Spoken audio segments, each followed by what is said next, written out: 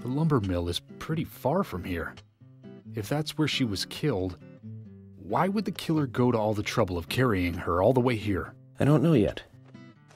My profiling instincts tell me one thing is for sure, though. The unsub's personality is totally different before and after the crime. The unsub killed her in a brutal, horrifying way, and then displays powerful adoration after she's dead. Something close to love. That could well be the key to all this. I will say this, though, George. Profiling is a risky business. Of course, if the unsub planted those stiletto footprints himself, well then, everything I've just said falls apart. But there's no evidence that he left those stiletto footprints. I'm sure we have Miss Stiletto Heels to thank for those tracks.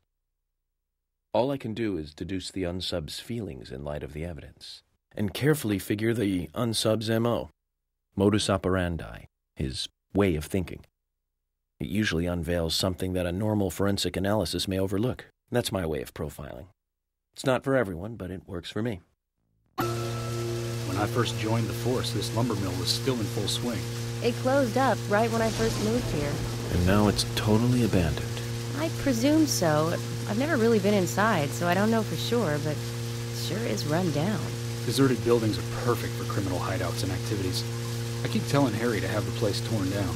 Probably a little late for that. After all, it's already been used as the site of Anna's murder. We don't know that for sure yet, Agent Morgan. But that's right, from your point of view. But the perpetrator selected the lumber mill. Agent York, you seem very confident about this. Confident? No. Confidence is a sweet spot between being rude and hopeless. I'm just drawing natural conclusions from the facts that we have seen. That sounds exactly like being full of confidence, at least to me, and to normal people with common sense. Common sense can be the opposite of fact sometimes. Bear that in mind. Oh, I will, Agent York. Thank you for another pearl of wisdom. Either way, we'll know for sure by simply going to the lumber mill. So keep your pearls of wisdom to yourself, and let's hurry. Well said, George. Can you step on it, Agent York? You're full of confidence, right?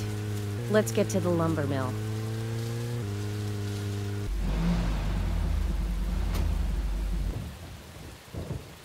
I'm going in alone. You two stay here.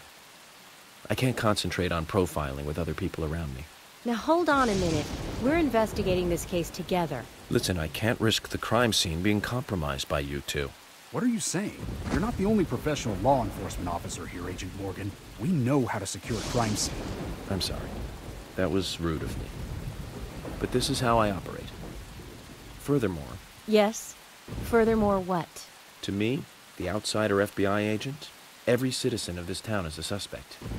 You two could be in on this whole thing for all I know. I have to keep suspects out of the crime scene. How can you say such a thing? Is he making fun of us? We should have left him behind and come here by ourselves. You're right.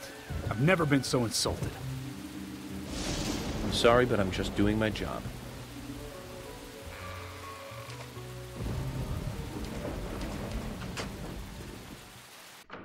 Did you hear that, Zach? If they're pros, then we should let every first-person shooter gamer out there join the SWAT team.